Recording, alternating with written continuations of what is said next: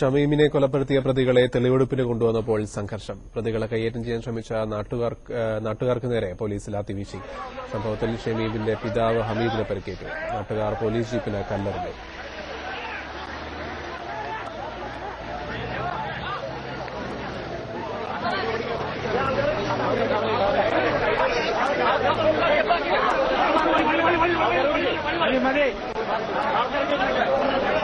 പാറ്റിൽ എന്ത് മരുന്നട ജീവിക്കുന്നു.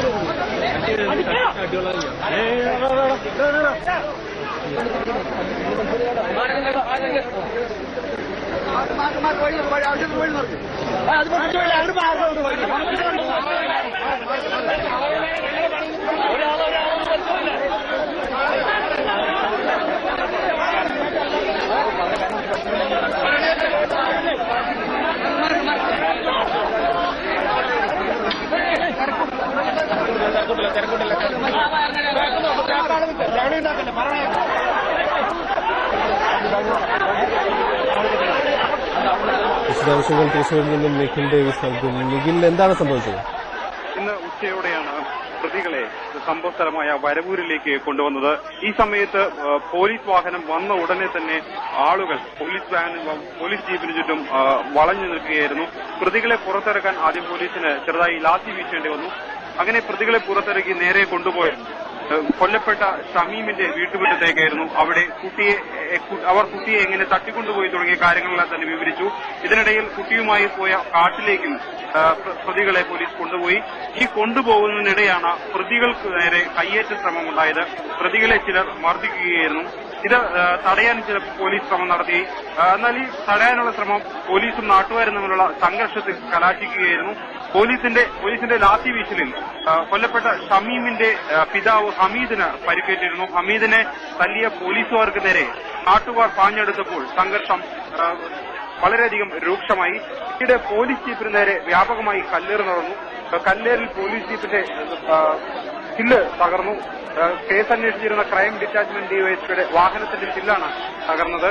പിന്നീട് തെളിവെടുപ്പ് പെട്ടെന്ന് തന്നെ പൂർത്തിയാക്കി പോലീസിന് മടങ്ങേണ്ടി വന്നു. പോലീസ് ചേലക്കര SI ഉൾപ്പെടെയുള്ള ആളുകൾക്കും നേരെയും നാട്ടുകാരുടെ വിഭാഗത്തു നിന്ന് കയ്യേറ്റ ശ്രമമുണ്ടായി. പ്രതികൾക്ക് നേരെ കയ്യേറ്റ ശ്രമം അവിടെ വന്ന് ഇറങ്ങിയ ശേഷം, അതായത് പോലീസ് പ്രതികളെ കൊണ്ടുവന്ന് തൊട്ട് അവിടെ നിന്ന് മുതൽ പിന്നീട് പ്രതികളെ അവിടെ നിന്ന് മടക്കിക്കൊണ്ടുവരുന്നതുവരെ കയ്യേറ്റ ശ്രമം ഉണ്ടായിരുന്നു. പോലീസ് വളരെ യത്നിച്ചാണ് പ്രതികളെ വീണ്ടും എരുമപ്പെട്ടി പോലീസ് സ്റ്റേഷനിലേക്ക് കൊണ്ടുവന്നത്. സംഘർഷം ഏകദേശം 1.5 മണിക്കൂറോളം നീണ്ടിരുന്നു. വിപുലമായ പോലീസ് സന്നാഹമാണ് പ്രതികൾക്ക് സുരക്ഷയ്ക്കായി അവിടെ കൊണ്ടുവന്നിരുന്നത്. ഈ പ്രതികളെ രാവിലെ അറസ്റ്റ് രേഖപ്പെടുത്തിയ ശേഷം വരവൂരിലേക്ക് കൊണ്ടുവരുമെന്ന് മാധ്യമങ്ങളിലൂടെ അറിഞ്ഞ ജനങ്ങൾ വളരെ നേരത്തെ തന്നെ അവിടെ തടിച്ചുകൂടിയിരുന്നു. തടിച്ചുകൂടിയിരുന്ന ജനങ്ങൾ വളരെ പ്രകോപനപരമായാണ് പോലീസിനോടും പ്രതികരിച്ചത്. നേരത്തെ ചോദ്യം ചെയ്ത് വിട്ടയച്ച പലരും പോലീസിനോട് ദേഷ്യം കാട്ടുന്നതും കാണാമായിരുന്നു. പോലീസ് ജീപ്പിന് നേരെ കല്ലേറ് നടന്ന ശേഷം പോലീസ് രണ്ടാമതും ലാത്തി വീശി. ആ ലാത്തി വീശലിലാണ് ഷമീമിന്റെ പിതാവ് ഹമീദിന് പരിക്കേറ്റത്. ഹമീദിന് പരിക്ക് നിസ്സാരമാണെങ്കിലും ആശുപത്രിയിലേക്ക് ഇപ്പോൾ കൊണ്ടുപോയിട്ടുണ്ട്. പ്രതികളെ ഇപ്പോൾ എരുമപ്പെട്ടി പോലീസ് സ്റ്റേഷനിലാണ് കൊണ്ടുവന്നിരിക്കുന്നത്. ഇന്ന് വൈകിട്ടോടെ കോടതിയിൽ ഹാജരാക്കും. നാട്ടുകാരുടെ സഹായത്തോടെ മാത്രമേ തെളിവെടുപ്പ് നടത്താൻ കഴിയുള്ളൂ എന്ന് പോലീസിന് ഉറപ്പായിരുന്നു. അതുകൊണ്ട് തന്നെ അവിടുത്തെ പ്രാദേശിക രാഷ്ട്രീയ നേതാക്കളുമായി ഒരു സഹായം പോലീസ് അഭ്യർത്ഥിച്ചിരുന്നു. അങ്ങനെ അവിടുത്തെ പ്രാദേശിക നേതാക്കളുടെ സഹായത്തോടു കൂടിയാണ് പോലീസ് അവിടെ പ്രതികളെ തെളിവെടുപ്പ് നടത്താൻ ശ്രമിച്ചത്.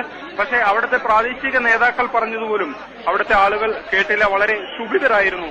പ്രത്യേകിച്ച് ഒരു പ്രമാദമായ കേസായതിനാൽ, കൊല്ലപ്പെട്ടത് 2 വയസ്സുകാരനായതിനാൽ അതിന്റെ ഒരു ദേഷ്യം ആളുകളുടെ മനസ്സിലുണ്ടായിരുന്നു. മാത്രവുമല്ല, കൊലപ്പെടുത്തിയ ഒരാൾ നാട്ടുകാരൻ തന്നെയായതിനാൽ ആ ദേഷ്യം ഇരട്ടിയായി.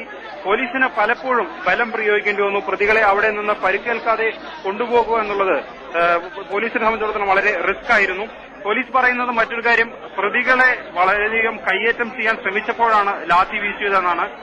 ഷഹീദിന്റെ പിതാവ് ഹമീദും ഇതുപോലെ പ്രതികൾക്ക് നേരെ പാഞ്ഞെടുത്തപ്പോഴാണ് പോലീസിന് തടയേണ്ടി വന്നത്. അതുകൊണ്ടാണ് പോലീസ് ലാത്തി വീശിയതെന്ന്